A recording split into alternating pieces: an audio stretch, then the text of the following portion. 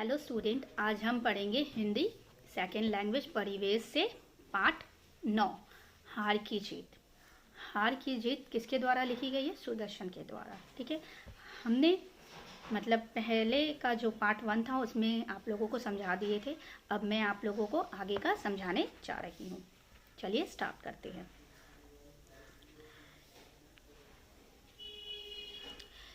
अब देखिए क्या है, यहाँ ये बताया जा रहा है कि संध्या का समय था।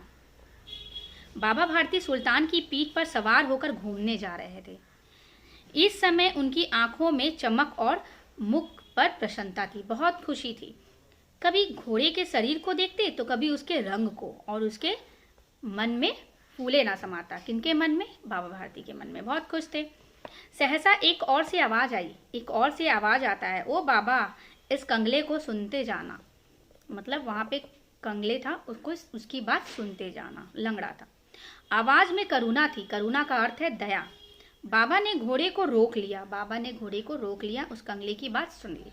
उतर कर देखा, एक अपाहिज वृक्ष की छाया में पड़ा करा रहा था। बोले, क्यों, तुम्हें क्या कष्ट है? बाबा भारती ने उस कंगले से कहा, उस अपाहिज से कहा, तुम्हें क्या कष्ट है, क्या दर्द है?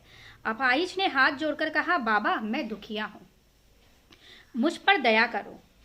रामावाला यहाँ से 3 मील है, मुझे वहां जाना है। रामावाला एक गांव का नाम है और उस अपाहिज को गांव जाना था, जो कि वो 3 मील दूर था। मुझे वहां जाना है, घोड़े पर चढ़ा लो, परमात्मा भला करेगा। घोड़े पे बैठा के मुझे वहां छोड़ दो, परमात्मा आपका भला करेगा। फिर बाबा भारती ने उस अपाहिज से पूछा कि वहां तुम्हारा कौन है? दुर्गत वैद्य का नाम आपने सुना होगा। जो अपाहिज था उन्होंने कहा कि आपने वैद्य का नाम सुना होगा, दुर्गत वैद्य का नाम। मैं उनका सौतेला भाई हूँ। वो अपाहिज बोला कि मैं वैद्य का सौतेला भाई हूँ। बाबा भारती ने घोड़े से उतरकर अपाहिज को घोड़े पर सवार किया, खुद उतर गए घोड़े से और उस अपाहिज को घोड़े पर बैठाया और स्वयं उसकी लगाम पकड़कर धीरे धीरे चलने लगे। ठीक है, बाबा भारती धीरे धीरे घोड़े का लगाम पकड़ते हुए धीरे धीरे चल रहे थे और उस अपाहिज को उस घोड़े के पीठ पर बैठा दिए थे। सहसा उन्हें एक झटका सा लगा, उनको एक झटका लगा और लगाम हाथ से छूट गया जो उन्होंने घोड़े को पकड़ा था। उनकी आश्चर्य का ठिकाना ना रहा। आश्चर्य का अर्थ है हैरान। जब उन्होंने देखा कि अपाहिज घोड़े के पीठ पर तनकर बैठा है और घोड़े को दौड़ाए ले जा रहा है। देख रहे हैं, वो अपाहिज जो घोड़े के पीठ पर बैठा है वो इस तरह घोड़े को भगाए ले जा रहा है। उनके मुख से भय, विस्मय और निराशा से मिली हुई चीख निकलने लगी, क्योंकि बाबा भारती अपने घोड़े से बहुत प्रेम करते थे, बहुत प्यार करते थे। वह अपाहिज और कोई नहीं था, वह डाकू खड़क सिंह था। ठीक है, वह नाटक कर रहा था कि वह एक अपाहिज है, बल्कि वो एक अपाहिज नहीं, वो खड़क सिंह डाकू था। हम आप लोगों को फर्स्ट पार्ट में पढ़ाए थे कि खड़क सिंह ने उन्होंने बोला था कि बाबा भारती को कि मैं घोड़ा आपके पास रहने नहीं दूंगा। आखिर वो समय आ गया और वो खड़क सिंह घोड़ा को लेकर भाग जाता है अपाहिज का नाटक करके। बाबा भारती कुछ देर तक चुप रहे और इसके पश्चाताप कुछ निश्चय करके, कुछ देर तक बाबा भारती चुप रहते हैं और कुछ ये पश्चाताप करते हुए बल से चिल्ला कर बोले जोर से, जरा ठहर जाओ, यानी रुक जाओ। खड़क सिंह ने उसकी आवाज सुनकर घोड़ा रोक लिया। खड़क सिंह ने बाबा भारती का आवाज सुनकर घोड़ा रोक लिया और उसकी गर्दन पर प्यार से हाथ फेरते हुए कहा, बाबा जी, यह घोड़ा अब न दूंगा। घोड़े के ऊपर हाथ फेरते हुए खड़क सिंह ने कहा, बाबा, अब ये घोड़ा मैं आपको कभी नहीं दूंगा। ठीक है, बाबा भारती ने तब क्या कहा, परंतु एक बात सुनते जाओ। खड़क सिंह रुक गया, ठहर गया। बाबा भारती ने क्या कहा, यह घोड़ा तुम्हारा हो चुका है, मैं तुमसे इसे वापस करने के लिए ना कहूंगा। बाबा भारती क्या बोलते हैं, यह घोड़ा अब तुम्हारा हो गया है खड़क सिंह, मैं अब तुमसे इसे वापस नहीं लूंगा और ना कहूंगा कि तुम मुझे वापस दो। परंतु खड़क सिंह केवल एक प्रार्थना करता है, उसे अस्वीकार ना करना, नहीं तो मेरा दिल टूट जाएगा। ठीक है, बाबा जी आज्ञा कीजिए। खड़क सिंह बाबा खड़क सिंह को बोलता है तो खड़क सिंह फिर क्या कहते हैं कि आज्ञा, आप बोल सकते हैं आज्ञा। मैं आपका दास हूँ, केवल यह घोड़ा न दूंगा। मैं आपका दास हूँ, यह घोड़ा नहीं दूंगा। अब घोड़े का नाम न लो, मैं तुमसे इसके विषय में कुछ नहीं कहूंगा। मेरा प्रार्थना केवल यह है कि इस घटना को किसी के सामने प्रकट मत करना। बाबा भारती इस खड़क सिंह से क्या कहता है, मैं ये घोड़ा नहीं लूंगा, लेकिन ये जो घटना घटित हुई अभी, ये किसी को मत कहना, किसी के सामने मत बताना, ना ही प्रकट करना। खड़क सिंह का मुंह आश्चर्य से खुला का खुला रह गया कि आखिर बाबा भारती ने ऐसा क्यों कहा। उसका विचार था कि उसे घोड़े को लेकर यहाँ से भागना पड़ेगा, परंतु बाबा भारती ने स्वयं उससे कहा कि इस घटना को किसी के सामने प्रकट न करना। तो खड़क सिंह जो था, डाकू जो था, यह सोच में पड़ गया कि आखिर बाबा भारती ने ऐसा क्यों कहा। वो घोड़े को लेकर भागना चाहते थे, इससे क्या प्रयोजन सिद्ध हो सकता है। खड़क सिंह ने बहुत सोचा, बहुत सिर मारा, परंतु कुछ उसे समझ नहीं आ रहा था कि ऐसा बाबा भारती ने क्यों कहा। हार कर उसने अपनी आंखें बाबा भारती के मुख पर गड़ा दी और पूछा, बाबा जी, इससे आपको क्यों डर है? क्या डर है? अगर मैं बता भी दूंगा तो इससे आपको क्या डर है? बाबा भारती तब क्या उत्तर देते हैं, लोगों को यदि इस घटना का पता चल गया या लग गया तो वो किसी दिन दुखिया पर विश्वास नहीं करेंगे। यह कहते कहते उन्होंने सुल्तान की ओर से इस तरह मुंह मोड़ लिया जैसे उनका उससे कभी कोई संबंध था ही नहीं। बाबा भारती ने इसलिए ऐसा कहा कि ये घटना को कभी किसके सामने प्रतीत मत करना, क्योंकि कोई भी गरीब किसी भी अमीर गरीब का ये नहीं करेगा, मदद नहीं करेगा, इसलिए ऐसा कभी मत कहना किसी से।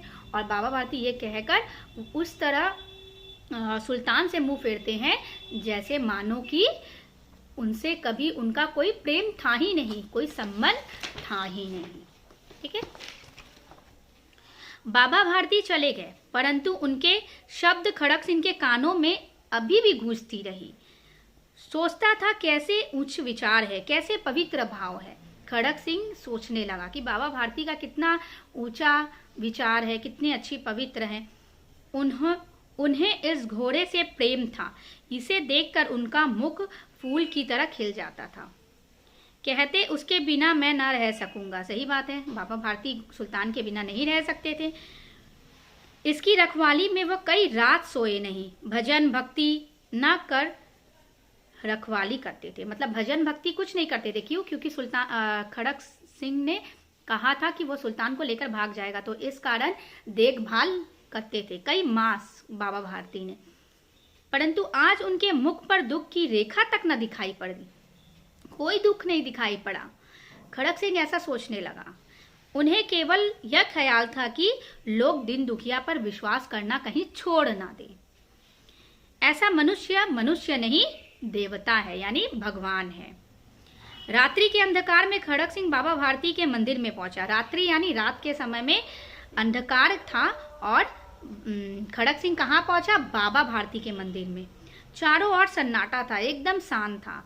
आकाश में तारे टिमटिमा रहे थे। रात में आकाश में तारे क्या करते हैं? चमकते हैं।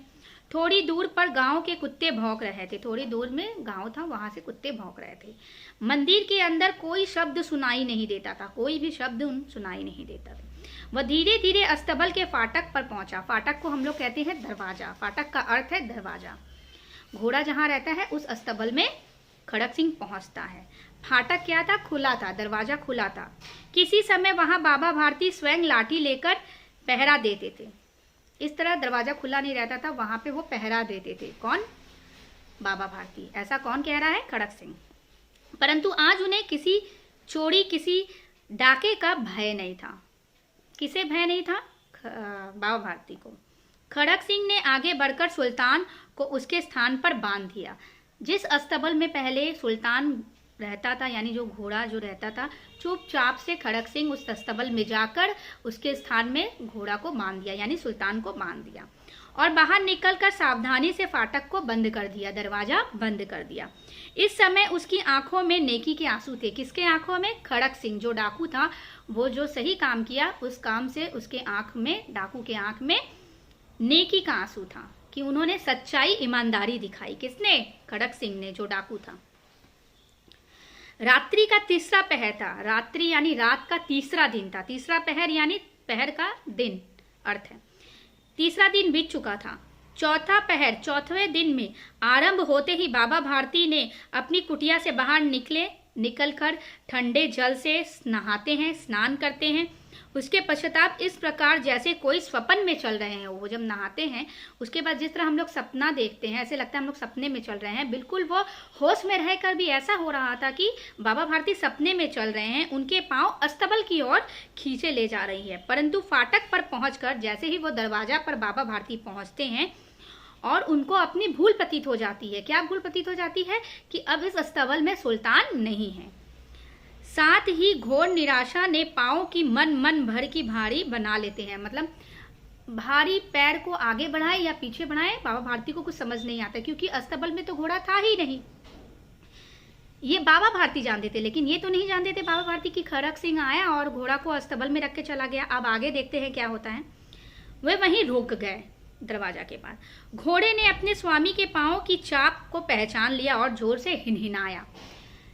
देखिए, हम लोग अगर किसी भी जानवर को पालते हैं, पोसते हैं, तो वो हमारी हर एक आहट को पहचान लेती है।